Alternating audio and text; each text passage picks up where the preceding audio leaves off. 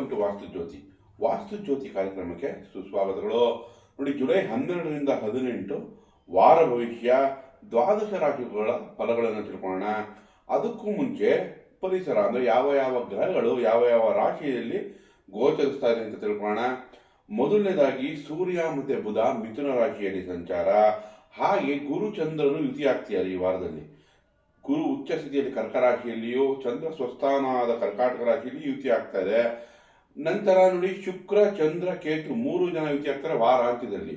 ಈಗ ಶುಕ್ರ ಕೇತು ಯುತಿ ಆಗ್ತಿದೆ ಸಿಂಹ ರಾಶಿಯಲ್ಲಿ, ಚಂದ್ರನು ವಾರಾಂತ್ಯದಲ್ಲಿ ಹೋಗಿ ಜೊತೆ ಸೇರ್ತಾರೆ, 3 ಗ್ರಹಗಳು ಯುತಿ ಆಗುತ್ತೆ. ಹಾಗೆ ಕುಂಭರಾಶಿಯಲ್ಲಿ ನಮಗೆ ರಾಹು ಸಂಚಾರ, ಶನೈಶ್ಚರನು ಮೀನ ರಾಶಿಯಲ್ಲಿ ಸಂಚಾರ, ಕುಜ ವೃಷಭ ರಾಶಿಯಲ್ಲಿ ಸಂಚಾರ ಮಾಡ್ತಾ ಇದೆ. ಸೊ ಇದು ಈ ವಾರದ ಗ್ರಹಗಳ ಪರಿಸ್ಥಿತಿ. ಈಗ ನಾವು ದ್ವಾದಶ ರಾಶಿ ಫಲಗಳನ್ನ ತಿಳ್ಕೊಳ್ಳೋಣ. ಮೊದಲನೇದಾಗಿ ಮೇಷರಾಶಿ. ನೋಡಿ, ಮೇಷರಾಶಿಯವರಿಗೆ ಚಂದ್ರ 3, 4, 5ನೇ ಮನೆ ಸಂಚಾರ ಮಾಡ್ತಾ ಇದೆ. ಸೊ ಹಾಗಾಗಿ ನಮಗೆ 3, 4, 5 ಸಂಚಾರ ಮಾಡ್ತಾ ಇದ್ದ ವಾರದ ಸ್ಟಾರ್ಟಿಂಗ್ ಅಲ್ಲಿ ಅಂದ್ರೆ ವಾರದ ಪ್ರಥಮ ಭಾಗದಲ್ಲಿ ಉತ್ತಮ ಉತ್ಸಾಹ ಉಲ್ಲಾಸ ಎಲ್ಲ ಚೆನ್ನಾಗಿರ್ತಕ್ಕಂಥ ಬುಧ ಸೂರ್ಯರ ಜೊತೆ ಚಂದ್ರ ಯುತಿ ಆಗ್ತಾ ಇದೆ. ಹಾಗೆ ವಾರದ ಮಧ್ಯ ಭಾಗದಲ್ಲಿ ಸ್ವಲ್ಪ ಖರ್ಚು ಬರ್ಬೋದು. ಯಾವಾಗ ಗುರು ಜೊತೆ ಚಂದ್ರ ಸೇರುತ್ತೋ ಶುಭ ಕಾರ್ಯಗಳಿಗೋಸ್ಕರ ಖರ್ಚು ಬರ್ಬೋದು, ಅಥವಾ ದೇವಸ್ಥಾನಗಳಿಗಾಗಿ ಖರ್ಚು ಬರ್ಬೋದು, ಅಥವಾ ಗುರು ಹಿರಿಯರಿಗೆ ಏನಾದರೂ ಒಂದು ಗಿಫ್ಟ್ ಕೊಡುವಂಥ ಅವಕಾಶಗಳು ಸಿಗ್ಬೋದು ಮೇಷರಾಶಿಯವರಿಗೆ. ಹಾಗೆ ನೋಡಿ, ವಾರಾಂತ್ಯದಲ್ಲಿ ಶುಕ್ರ ಚಂದ್ರ ಯುತಿ ಆದಾಗೂ ಖರ್ಚು ಕಾಣುತ್ತೆ. ಅತ್ತೆಗೋಸ್ಕರ ಖರ್ಚಾಗ್ಬೋದು, ಅಥವಾ ಅಲಂಕಾರಿಕ ವಸ್ತು ಖರೀದಿ ಖರ್ಚಾಗ್ಬೋದು. ಸೊ ಇದು ನಮಗೆ ಚಂದ್ರನಿಂದ ಈ ವಾರದಲ್ಲಿ ಈ ಸ್ಥಿತಿಗಳನ್ನು ತೋರಿಸ್ತಾ ಇದೆ. ಚಂದ್ರ ಕೇತುನು ಕನೆಕ್ಟ್ ಆದಾಗ ಶುಕ್ರ ಜೊತೆ ಸ್ವಲ್ಪ ಅತ್ತೆ ಜೊತೆ ಭಿನ್ನಾಭಿಪ್ರಾಯ ಬರುವಂತ ಚಾನ್ಸಸ್ ಇರುತ್ತೆ ಮೇಷರಾಶಿಯವರಿಗೆ. ಆ ಕಡೆ ಎಚ್ಚರಿಕೆ ವಹಿಸಬೇಕು. ಇನ್ನು ಗಂಡು ಮಕ್ಕಳಿಗೆ ಖರ್ಚು ಹೆಚ್ಚಾಗ್ಬೋದು. ಯಾವಾಗ ಶುಕ್ರ ಜೊತೆ ಕೇತು ಚಂದ್ರನು ಸೇರ್ಕೊಳುತ್ತೋ ಪತಿ ಅಥವಾ ಪತ್ನಿಯಾಗಿ ಖರ್ಚಾಗೋ ಚಾನ್ಸಸ್ ಹೆಚ್ಚಾಗಿರುತ್ತೆ. ಇನ್ನು ನಮಗೆ ಕುಜ ತಗೊಂಡಾಗ 2 ಕುಟುಂಬ, ನಿಮ್ಮ ರಾಷ್ಟ್ರಾದೀಪ ಮತ್ತು ಅಷ್ಟಮಾದೀಪನಾದ ಕುಜನು 2ನೇ ಮನೆ ಸಂಚಾರ ಮಾಡ್ತಾ ಇದೆ. ಸೊ ಆಗ ಮಾತಿನ ಮೇಲೆ ಎಚ್ಚರಿಕೆ ವಹಿಸಬೇಕು. ಇನ್ನು ವ್ಯಾಪಾರ ವ್ಯವಹಾರ ಕೆಲಸ ಕಾರ್ಯಗಳಿಗೆ ಧೈರ್ಯ ಸ್ಥೈರ್ಯಗಳಿಗೆ ಚೆನ್ನಾಗೇ ಇದೆ. ಇನ್ನು ಸಾಡೆ ಸಾತಿ ಅಂದ್ರೆ 12ನೇ ಮನುಷ್ಯನಿಗೆ ಪರಿಹಾರ ಬೇಕು. ವೃದ್ಧರ ಸೇವೆ, ಸಹನೆ, ಶಾಂತಿ ಕಾಪಾಡ್ಕೊಳ್ಳಿ. ಅಂಗವಿಕರಿಗೆ ಏನಾದರೂ ಸಹಾಯ ಮಾಡಿ, ಅಥವಾ ರಾಮರಕ್ಷಾ ಸ್ತೋತ್ರಗಳನ್ನು ಹೇಳ್ಕೊಳ್ಳಿ. ಶ್ರೀರಾಮ ರಾಮ ರಾಮೇತಿ ರಮೆ ರಾಮೇ ಮನೋರಮೆ ಸಹಸ್ರನಾಮ ತತ್ತುಲ್ಯಂ ಶ್ರೀರಾಮ ನಾಮ ವರಾನನೆ. ಒಂದು 21 ಬಾರಿ ದಿನನಿತ್ಯ ಹೇಳ್ಕೊಳ್ಳೋದ್ರಿಂದ ಶನಿಗೆ ಪರಿಹಾರ ಆಗುತ್ತೆ. ಹಾಗೆ ರಾಹು 11ನೇ ಮನೆಯಲ್ಲಿ ನಿಮಗೆ ಉತ್ತಮ ರಿಸಲ್ಟ್ ಕೊಡ್ತಾ ಇದೆ. ಸೊ ನಮ್ಗೆ ಈಗ ಬೇಕಾಗಿರೋದು ಪರಿಹಾರ, ನಮಗೆ ಸಿಂಹ ರಾಶಿಯಲ್ಲಿ ಶುಕ್ರ ಕೇತು ಯುತಿ ಆಗಿರೋದಕ್ಕೆ ಅದರಲ್ಲೂ ಚಂದ್ರ ಹೋಗಿ ಸೇರ್ಕೊಳುತ್ತೆ. ಹಾಗಾಗಿ ಕೇತುಗೋಸ್ಕರ ಈ ಮಕ್ಕಳ ವಿಚಾರಕ್ಕೂ ಖರ್ಚು ಬರ್ಬೋದು, ಯಾಕಂದ್ರೆ ಪಂಚಮದಲ್ಲಿ ಯುತಿ ಆಗ್ತಾ ಇರೋದ್ರಿಂದ. ಹಾಗಾಗಿ ಕೇತುಗೂ ಪರಿಹಾರ ಬೇಕಾಗುತ್ತೆ. ಗಣೇಶನ ಆರಾಧನೆ ಮಾಡಿ, ಹಾಗೆ ಗಣೇಶನ ದೇವಸ್ಥಾನಕ್ಕೆ ಹೋಗಿ ಭೇಟಿ ಕೊಟ್ಟು ನಿಮ್ಮ ಹೆಸರು ಅರ್ಚನೆ ಮಾಡಿಸೋದ್ರಿಂದ ತಕ್ಕ ಮಟ್ಟಿಗೆ ಕೇತು ಪರಿಹಾರ ಆಗುತ್ತೆ. ಓವರ್ ಆಲ್ ಆಗಿ ತಗೊಂಡ್ರೆ ಮಿಶ್ರ ಫಲ ಮೇಷರಾಶಿಯವರಿಗೆ ಈ ವಾರದಲ್ಲಿ ಒಳ್ಳೆಯದಾಗಿದೆ. ವೃಷಭ ರಾಶಿ. ನೋಡಿ, ವೃಷಭ ರಾಶಿಯವರಿಗೆ ನಿಮ್ಮ ರಾಶಿಯಲ್ಲಿಯೇ ಕುಜ ಇದ್ದಾನೆ. ಯಾವಾಗ ಸಪ್ತಮಾಧಿಪತಿ ಮತ್ತು 12ನೇ ಮನೆ ಅಧಿಪತಿ ನಿಮ್ಮ ರಾಶಿಯಲ್ಲಿ ಇದೆಯೋ, ಪತಿ ಅಥವಾ ಪತ್ನಿಯೊಂದಿಗೆ ವಾಗ್ವಾದ ಆಗ್ಬೋದು, ಅಥವಾ ಬಿಸ್ನೆಸ್ ಪಾರ್ಟ್ನರ್ ಜೊತೆ ವಾಗ್ವಾದ ಆಗ್ಬೋದು.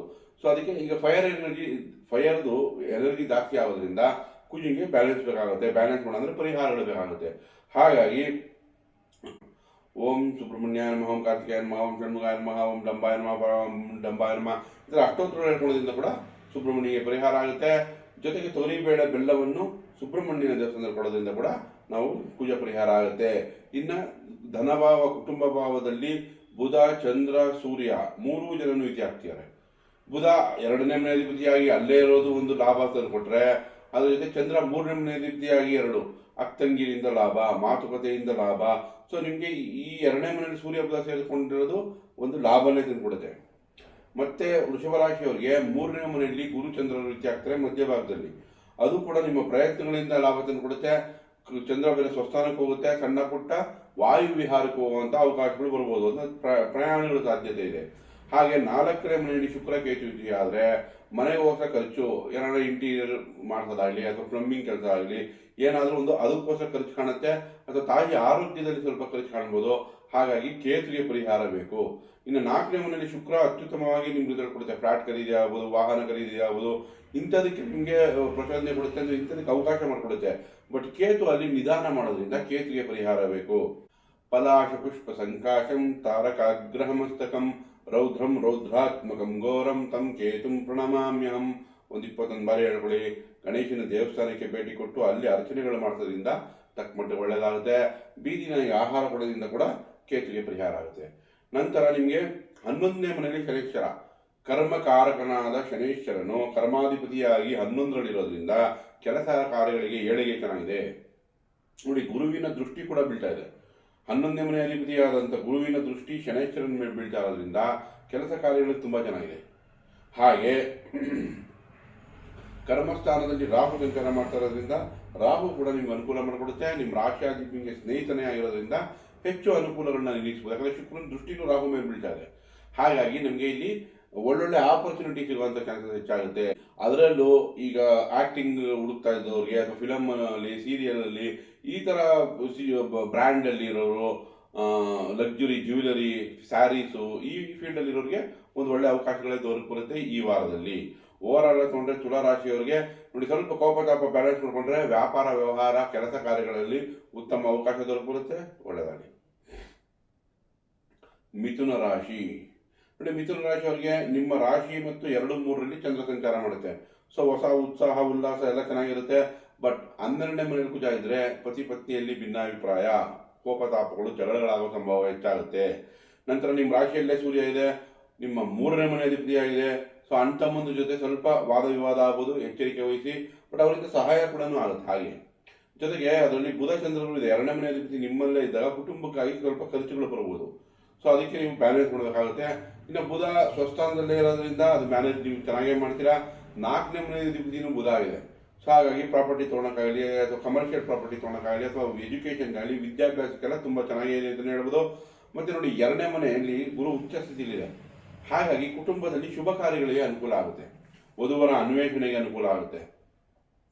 ಒಟ್ಟಾರೆ ತಗೊಂಡ್ರೆ ಶುಭ ಕಾರ್ಯಗಳಾಗುವುದು, ಹಣಕಾಸುಗಾಗಲಿ ಅವಕಾಶಗಳು ತುಂಬ ಚೆನ್ನಾಗಿದೆ. ಯಾಕೆಂದ್ರೆ ನೋಡಿ, ಭಾಗ್ಯದಲ್ಲಿ ರಾಹು ಸಂಚಾರ ಮಾಡ್ತಿದ್ದಾಗ ಫಾರಿನ್ ಹೋಗೋ ಯೋಗ ತಂದುಕೊಡುತ್ತೆ, ದೂರ ಪ್ರಯಾಣಗಳಿಗೆ ಅನುಕೂಲ ಮಾಡಿಕೊಡುತ್ತೆ. ಆದರೆ ಅದೃಷ್ಟದ ಏರುಪೇರು ಮಾಡುತ್ತೆ. ಹಾಗಾಗಿ ರಾಹುಗೆ ಪರಿಹಾರ ಬೇಕಿಲ್ಲಿ.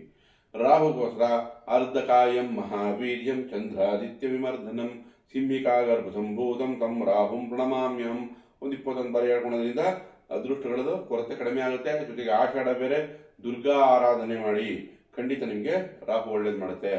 ಹಾಗೆ ಮಿಥುನ ರಾಶಿಯವರಿಗೆ 3ರಲ್ಲಿ ಶುಕ್ರಕೇತು ಯುತಿಯಾಗಿರೋದ್ರಿಂದ ಚಂದ್ರನು ವಾರಾಂತ್ಯದಲ್ಲಿ ಹೋಗಿ ಸೇರ್ಕೊಳುತ್ತೆ. ಹಾಗಾಗಿ ಅಕ್ಕಂಗಿರಿಗೆ ಸ್ವಲ್ಪ ಖರ್ಚು ಬರುವಂಥ ಚಾನ್ಸಸ್ ಇರುತ್ತೆ. ಅವ್ರಿಗೋಸ್ಕರ ಏನಾದರೂ ಒಂದು ಗಿಫ್ಟ್ ಕೊಡೋದು, ಜ್ಯುವೆಲರಿ ಕೊಡೋದು, ಸ್ಯಾರೀಸ್ ಕೊಡೋದು, ಈ ಥರ ಸಿಚುವೇಶನ್ ಬರುತ್ತೆ. ಒಳ್ಳೆಯದೇ ಒಂದು ರೀತಿ. ಆದರೂ ಖರ್ಚನ್ನ ಬ್ಯಾಲೆನ್ಸ್ ಮಾಡೋಕ್ಕೋಸ್ಕರ ನಾವು ಕೇತುಗೆ ಪರಿಹಾರ ಬೇಕಿಲ್ಲಿ. ಸೊ ಕೇತುಗೋಸ್ಕರ ಬೀದಿ ನಾಯಿಗೆ ಆಹಾರ ಕೊಡೋದಾಗಲಿ, ಗಣೇಶನ ಆರಾಧನೆ ಮಾಡೋದ್ರಿಂದ ಖಂಡಿತ ನಿಮ್ಗೆ ಲಾಭ ಹೆಚ್ಚಾಗುತ್ತೆ.